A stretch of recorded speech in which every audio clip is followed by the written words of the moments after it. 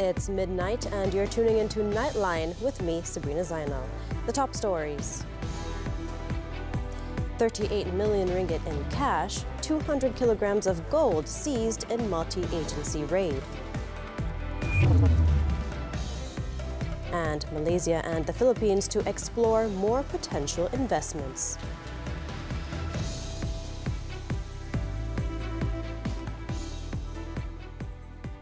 Good morning. We begin with this story. The Multi-Agency Task Force, MATF, led by the Malaysian Anti-Corruption Commission, MACC, has detained a businessman with a Datuk title and his accomplices on Monday following a large-scale anti-graft operation to take down a syndicate involved in embezzlement, smuggling of goods and tax evasion. It was reported that an estimated 38 million ringgit in cash was seized in the operation, along with 200 kilograms of gold worth over 60 million ringgit and several luxury vehicles. The operation was carried out in collaboration with 6 other enforcement agencies, namely the Police, Immigration Department, Customs Department, Bank Negara Malaysia, the Inland Revenue Board, and Cybersecurity Malaysia. The operation, codenamed Op82S, marked the first case conducted under the MATF, chaired by the Attorney General. Simultaneous raids were conducted at 34 locations in Kuala Lumpur and Selangor, involving a total of 315 officers from various agencies. When contacted, MACC Chief Commissioner Tan Sri Azam Baki confirmed the arrest, saying the case was being investigated under the MACC Act, the Anti-Money Laundering, Anti-Terrorist Financing and Proceeds of Unlawful Activities Act, the Taxation Act, and the Customs Act. Sultan Abdullah Riayantuddin Al-Mustafa Billah Shah has expressed his hope that the warm relationship between Malaysia and the Philippines will continue to blossom for the mutual benefits of both nations. The Yang di-Pertuan Agong stated that the Philippines is an important partner to Malaysia, given the close proximity of both nations and their active involvement in ASEAN. Our two countries share many commonalities and strong people-to-people ties. To this day, we have faced many common challenges, but we have also achieved much more together, underpinned by shared interests and close cooperation across many areas. Sultan Abdullah said this in his speech at a state banquet held in honor of visiting Philippine President Ferdinand Marcos Jr. and First Lady Luis Araneta Marcos at Istana Negara on Wednesday.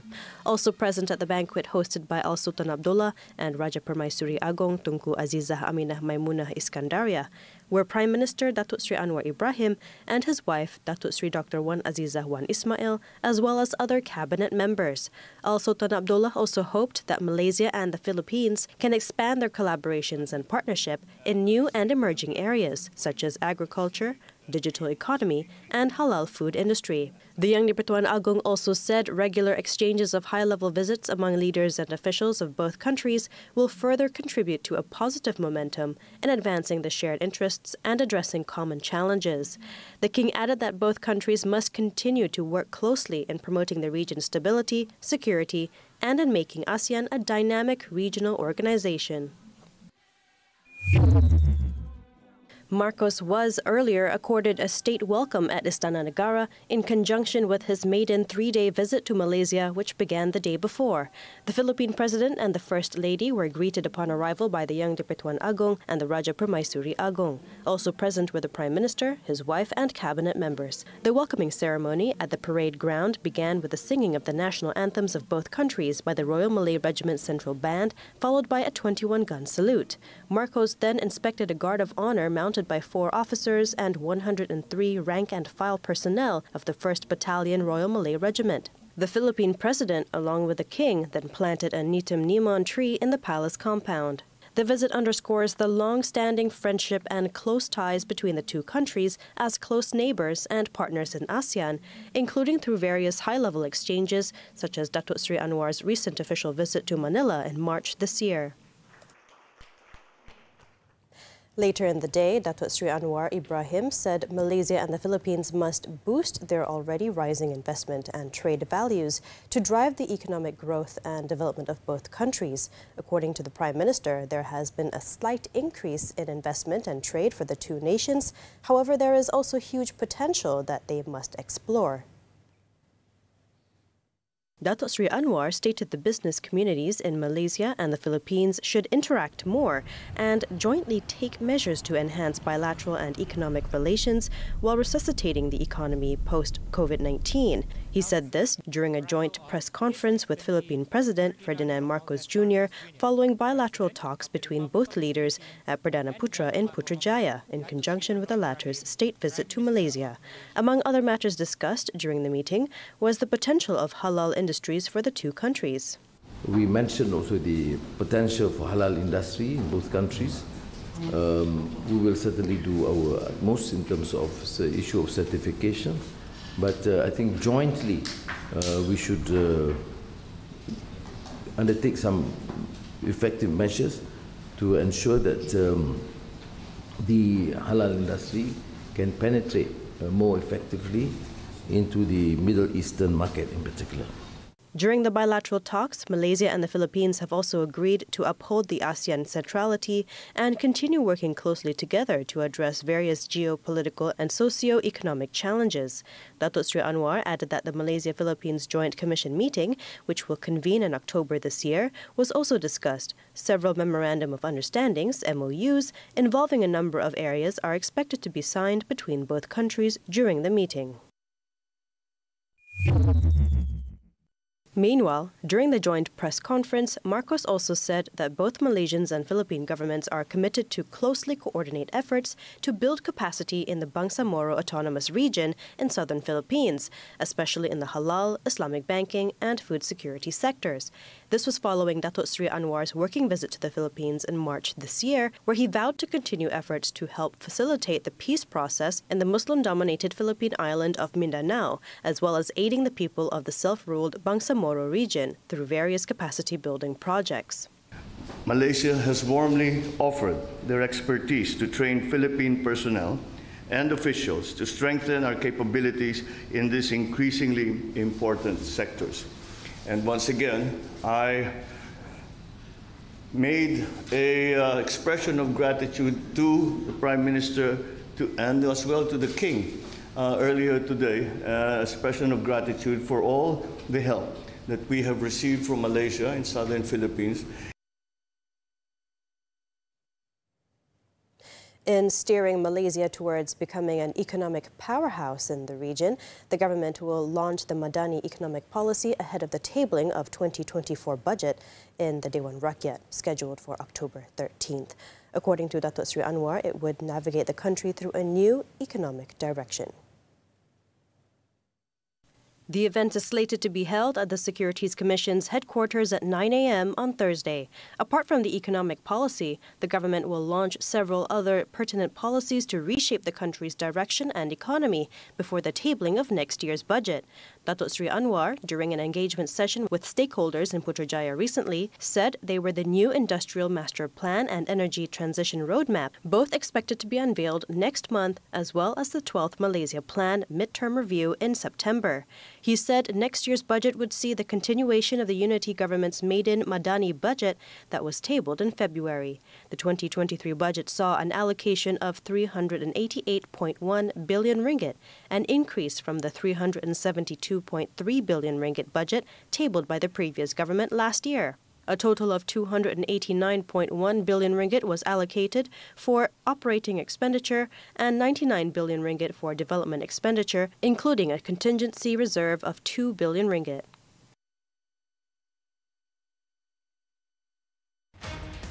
This week on Money Matters, I'll be taking a look at SMEs. Which are the areas that need immediate attention? Expanding operations, but having problems getting loans. Are businesses quickly adopting to digital technology? And how to promote high-quality development of these businesses? I'll be speaking to Datuk William Ng of Samenta this Saturday at 5 p.m. only on TV3 and live HD stream on Tuntun. Datuk Sri Muhammad Azmin Ali will be returning to his hometown, Hulu Klang, after more than 24 years since he first won the state seat under PKR in 1999. The Selangor Perikatan chairman is among 56 candidates who will be contesting in the state election this August 12th. Now, the list of candidates for the Selangor state election was announced by Perikatan Nasional PN chairman Tan Sri Muhyiddin Yassin on Wednesday night. In the 15th general election, Datuk Sri Azmin, who is a former Selangor Menteri Besar, lost the Gombak parliamentary seat after he was defeated by none other than his former protege, Datuk Sri Amiruddin Shari. Other notable PN candidates include Bersatu Vice President Datuk Sri Abdul Rashid Asari, who is the incumbent for Selat Kelang, and Sri Kandi Bersatu Chief Datuk Sri Rina Harun, who was announced as the candidate for the Batu Tiga seat. The coalition also announced Nurul Shazwani, who is the daughter of Tan Sri Noh Omar, as its candidate in Pematang. Unstoppable. Orang Melayu, Moving on, the Works Ministry said the sinkhole that appeared on the Kuala Lumpur-Karak KLK highway on Tuesday evening was caused by the collapse of the East Coast Rail Link, ECRL's Tunnel 2, during its construction. Works Minister Datuk Sri Alexandra Nantalinggi said based on initial reports by Malaysia Rail Link Sendiran Berhad, MRL, the sinkhole measuring 9.5 meters wide and 10 meters long appeared about 13 meters above the tunnel. Puncanya peringkat awal ini sebab masih dalam siasat. Peringkat awal kita difahamkan kerana pembinaan terowong di bawah, iaitu projek rail. ECRL. Ya. Datuk Sri Nanta said this to reporters after visiting the Asam Jawa toll construction site for the West Coast Expressway Section 6 in Kuala Selangor on Wednesday. He added that contractors have taken action by filling the sinkhole with concrete since Tuesday night, and pavement works will start as soon as the concrete hardens. Datuk Sri Nanta also said the ministry expected the route to be reopened to the public by 7 p.m. on Wednesday night once the repair works have been completed. However, the reopening is subject to the final evaluation of the ECRL project engineers, Malaysian Highway Authority (LLM), and highway concessionaire Anih Berhad. He further said that the ministry, through LLM, would conduct a comprehensive investigation for long-term repairs, in addition to continuous monitoring to detect any underground movements at the site. Meanwhile, MRL, which is the owner of the ECRL project, said it had promptly notified the highway concessionaire to close the affected area to traffic after detecting soil settlement in the vicinity through its monitoring system for the underground tunneling works. This was undertaken before the sinkhole emerged, allowing for the prompt implementation of necessary mitigating measures. It was reported earlier that the sinkhole, which appeared near the Bentong Toll Plaza at kilometer 66.1 of the highway, forced the dual carriageway to be closed to all vehicles. Fortunately, the 8:34 p.m. incident did not involve any untoward incidents or casualties. Datuk Sri Muhammad Sanusi Mat Noor said all 10 Kedah Executive Council members have been called in by the Malaysian Anti-Corruption Commission, MACC, to assist in investigations into the alleged theft of rare earth elements, REE, in the state. The caretaker Kedah Menteri Besar, however, said the MACC has yet to contact him in relation to the probe into the case. Datuk Sri Sanusi said he was surprised that the ExCo members had been called in by the anti-graft agency to verify the minutes of the ExCo meeting. He added that he also expected to be called in soon to give his statement. On July 20th, the MACC confirmed that it had recorded statements from 12 people in connection with alleged corruption over the REE theft in SIC. Its Chief Commissioner, Tan Sri Azambaki, said more people would be called in, including Datuk Sri Sanusi.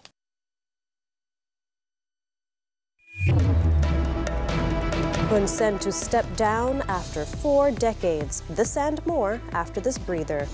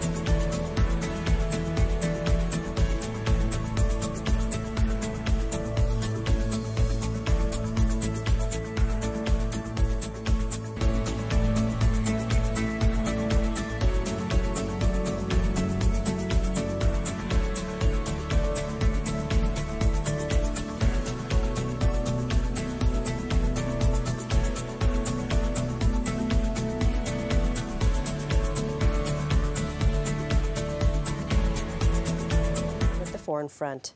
Cambodia's Prime Minister Hun Sen on Wednesday said he will step down and hand over power to his son next month, ending a near 4-decade reign that has in recent years overseen an erosion of democracy in the Southeast Asian country.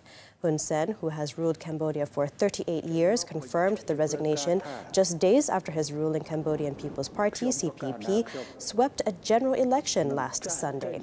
The outgoing leader, however, has made it clear that he still intends to wield influence even after he steps down, scoshing the notion the country could change direction.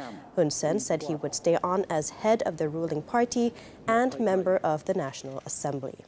He added that the newly elected parliament would convene on August 21st and a new cabinet would be sworn in the next day.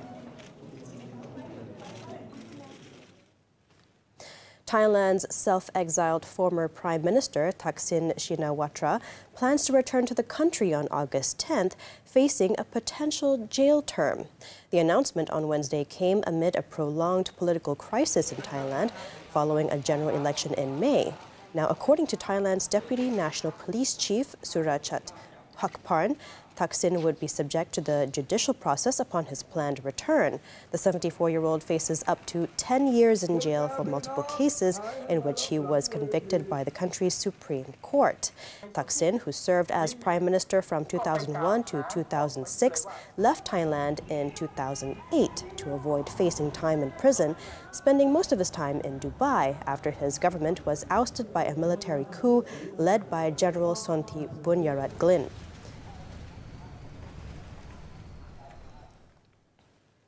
Moving on, India's parliament on Wednesday authorized a no-confidence vote against Narendra Modi's government by an alliance of opposition parties to force the Prime Minister to address in detail concerns about ethnic clashes in a northeastern state.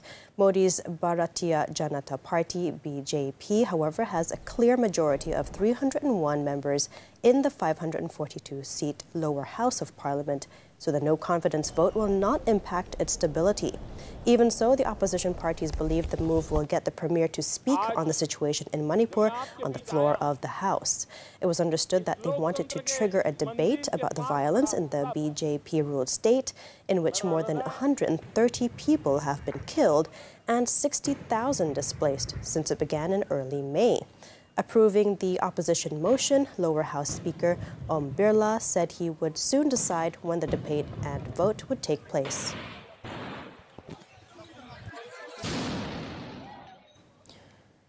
In the meantime, more than 40 people have died in Algeria, Greece, and Italy as Mediterranean wildfires threaten villages and holiday resorts, while thousands have been evacuated.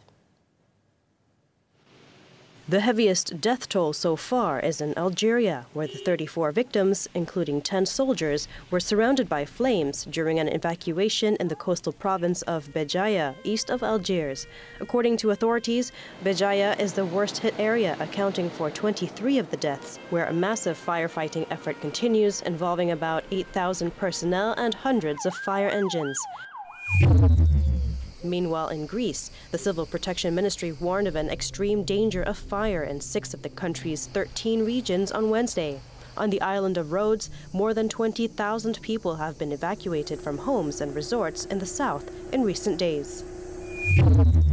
Italy has also been hit by contrasting extreme weather events with deadly storms in the north and wildfires in Sicily, as well as several more in southern regions. This has claimed 4 lives so far, with almost 2,000 people displaced.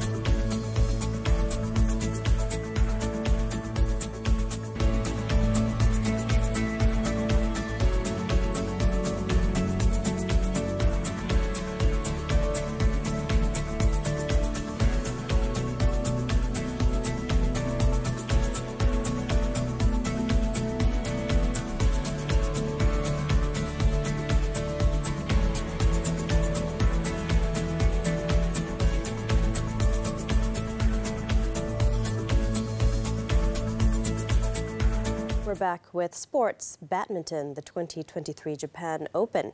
National men's singles player Ng Zae-yong has booked his berth in the second round after creating an upset over former world champion Loh Kyeon-yu of Singapore in the first round. The unseeded Zae-yong took 41 minutes to send Kyeon-yu, 7th-seeded, packing with a 21-16, 21-17 win in a match held at the Yoyogi First Gymnasium. This was the world number 21's second victory over the Singaporean, following his rubber set win in the 2022 Commonwealth Games quarter-final. Zae-yong will next meet Koki Watanabe of Japan, who came from behind to slay another former world champion and compatriot Kento Momota. Meanwhile, it was heartbreak again for Lee Zijia. The professional men's singles shuttler endured his fourth straight opening round exit, this time at the hands of defending champion from Japan, Kenta Nishimoto. The 25-year-old managed to claim the first set 22-20, but Zijia could not finish what he started, losing the remaining sets 17-21, 19-21. This was his 9th early round exit from 11 World Tour tournaments this year. In another match, national men's doubles duo Go Zae-fei Nur Izzuddin Ramsani earned the second round spot as they got the better of home duo Ayato Endo Yuta Takei 21-18, 21-15. 8th-seeded Liu Yuchen Oh Zhuanyi await the national pair next after the Chinese duo edged home pair Keiichiro Matsui Yoshinori Takeuchi. On to tennis, the 2023 Atlanta Open. Christopher Eubanks won his opening match after defeating fellow American Andres Martin in his first match since his breakthrough run to the quarterfinals of Wimbledon. The 27-year-old wasted no time to defeat Andres Martin 6-2, 6-4 after 1 hour and 7 minutes. In the opening set, Eubanks did not drop a point behind his hefty serve, and as the match wore on, the 5th seed continued to thrill the home crowd by striking one-handed backhand winners with ease. He will next play another American, Brandon Nakashima, in the round of 16. Also through to the next round was China's Wu Yibing. Wu defeated Corentin Moutet of France 6-3, 6-4 in a match that lasted 1 hour and 28 minutes. With his victory, the world number 89 had set up a second round meeting with top seed Taylor Fritz of the US. In another match, Dominique Kupfer fought back from a set down to defeat 38-year-old John Isner of the US in 3 sets, 3-6, 7-6, 7-6. The German will next face 3rd-seeded Daniel Evans in the second round. 2 remanded over abuse of power. Details after this break.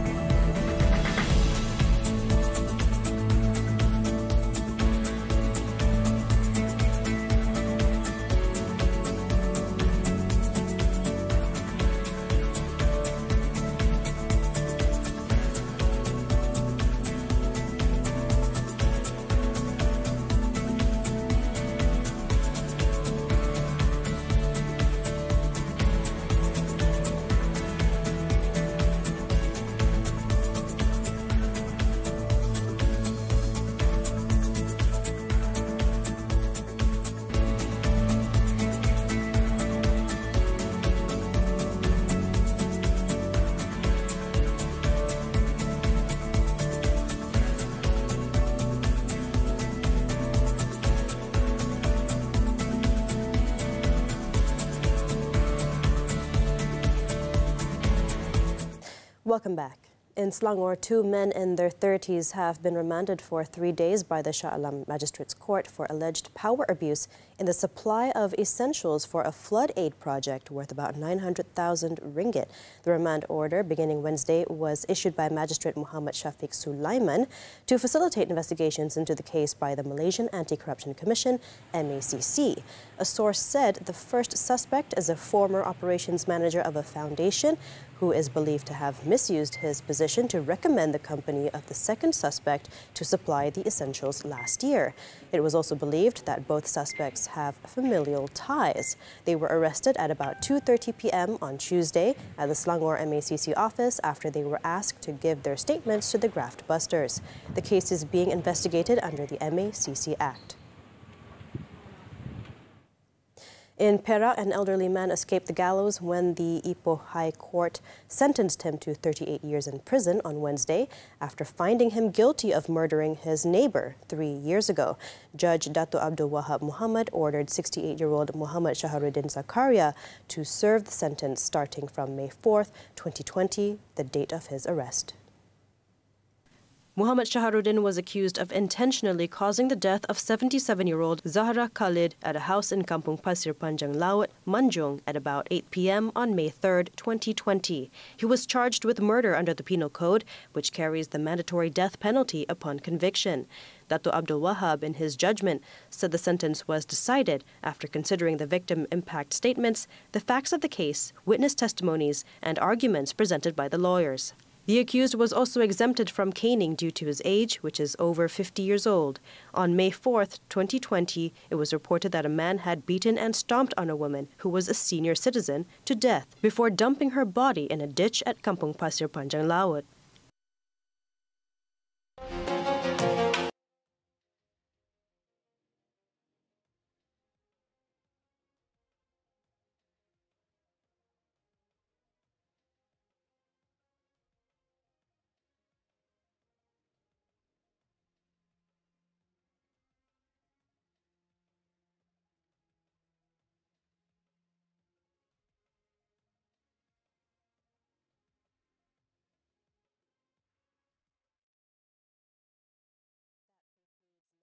This time around. As we wrap up, let's take a look at artisans at a workshop in rural Burkina Faso spinning indigo-dyed cotton into sprawling lengths of cloth destined for modern suits designed by the nation's foremost couturier. With that, I'm Sabrina Zainal. Thank you for watching and stay safe.